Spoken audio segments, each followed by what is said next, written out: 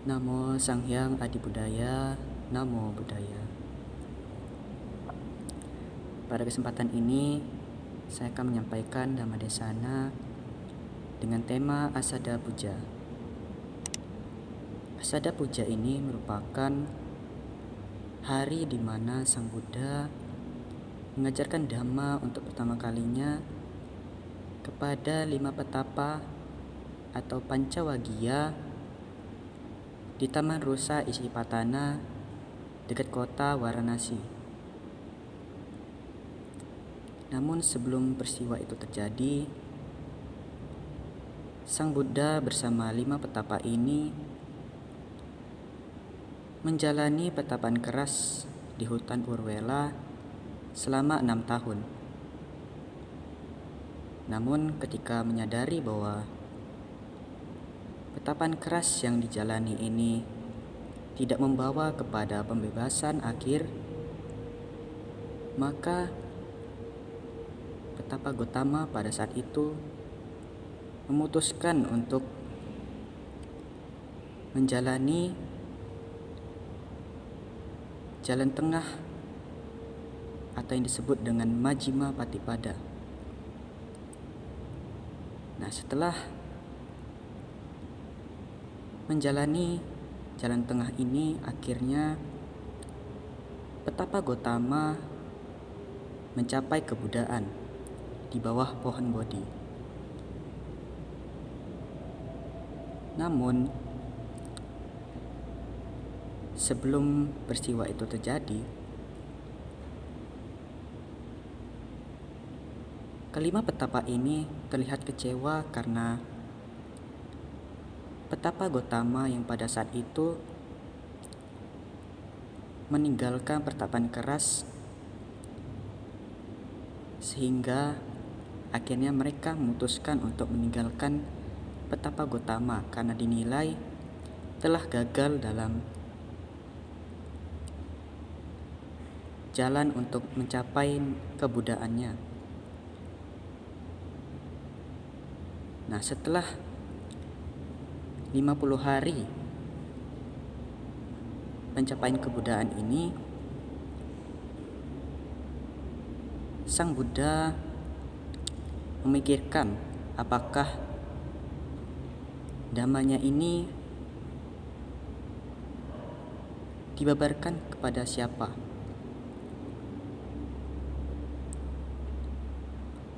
Sempat timbul keraguan dari Sang Buddha karena Dhamma ini sangat dalam dan sulit dipahami.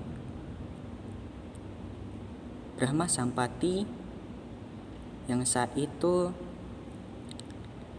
mengetahui bahwa pemikiran Sang Buddha ini langsung menemui Sang Buddha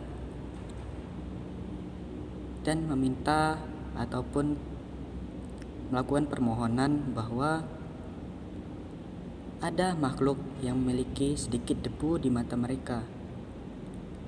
Ajarkanlah Dhamma demi kasih sayang kepada mereka. Nah, akhirnya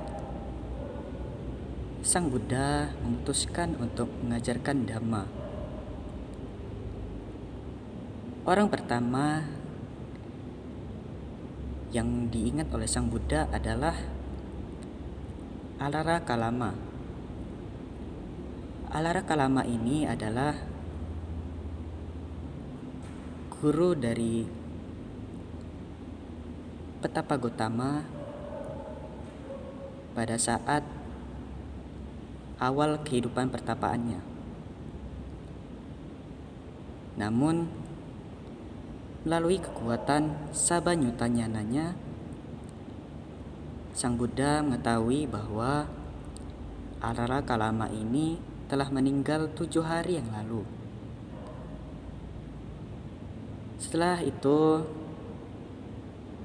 Sang Buddha teringat kepada Uddaka Ramaputta yang juga merupakan gurunya setelah meninggalkan petapaan dari Alara Kalama. Namun dengan melalui kekuatan Sabanyutanyana, Sang Buddha mengetahui bahwa kemarin malam Udaka Ramaputa ini telah meninggal. Setelah itu, Sang Buddha teringat kepada 5 petapa yang menemaninya saat menjalani pertapaan keras di hutan Urwela selama 6 tahun. Nah, dengan kekuatan Sabanyutanyana, Sang Buddha mengetahui bahwa kelima petapa tersebut berada di Taman Rusa Isipatana di dekat kota Varanasi.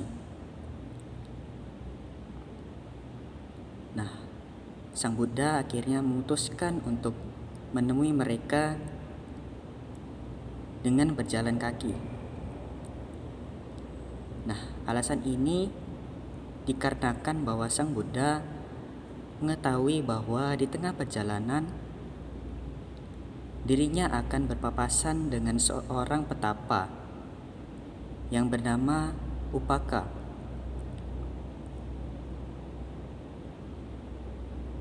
Nah, ketika bertemu dengan Upaka ini, Upaka terkesima dengan pancaran dari Sang Buddha ini. Namun, pembicaraan tersebut Sang Buddha tidak mengajarkan apapun kepada Upaka. Nah, sesampainya Sang Buddha di Taman Rusa Isipatana ini, awalnya kelima petapa ini tidak berniat untuk melayani Sang Buddha. Namun, ketika Sang Buddha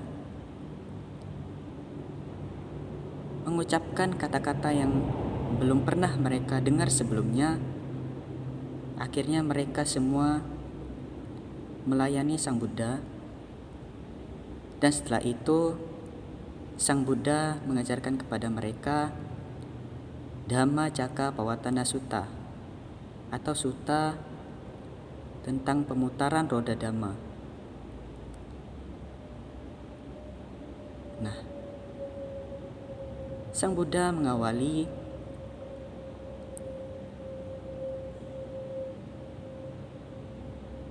dengan menyangkal 2 hal untuk dijalani, yaitu dengan tidak menjalankan ataupun mengikuti nafsu-nafsu keinginan. Dan yang kedua,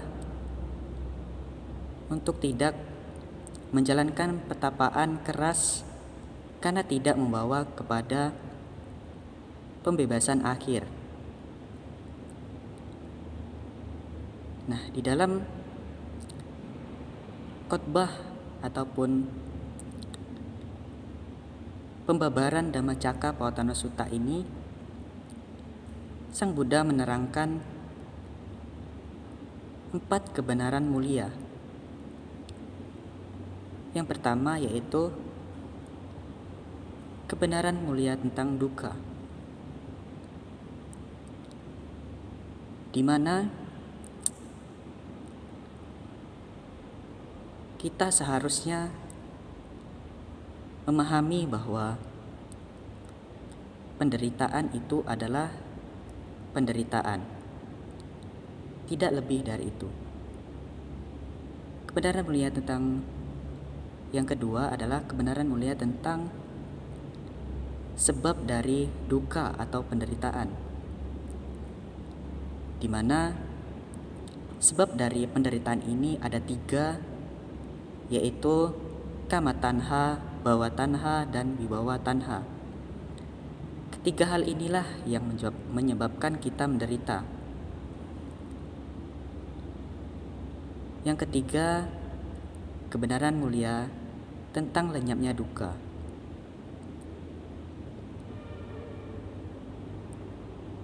Lenyapnya duka ini adalah kondisi di mana kita telah terbebas dari segala hawa nafsu ataupun keinginan.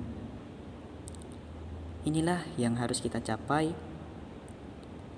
Namun sebelum itu, kita harus menjalani jalan tengah berunsur 8, yaitu kebenaran mulia tentang jalan menuju lenyapnya duka. Jalan menuju lenyapnya duka ini memiliki 8 unsur, yaitu pandangan benar, pikiran benar, ucapan benar, perbuatan benar, mata pencaharian benar, usaha benar, perhatian benar, dan konsentrasi benar.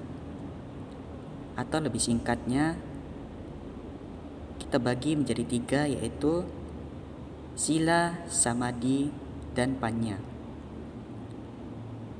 Nah, di momen asada ini juga kelima petapa tersebut memutuskan untuk menjadi biku, dan terbentuknya sangha, sehingga tiratana telah lengkap, yaitu Buddha, Dhamma, dan Sangha. Demikian yang dapat saya sampaikan. Namo Sang Hyang Adibudaya. Namo Buddhaya.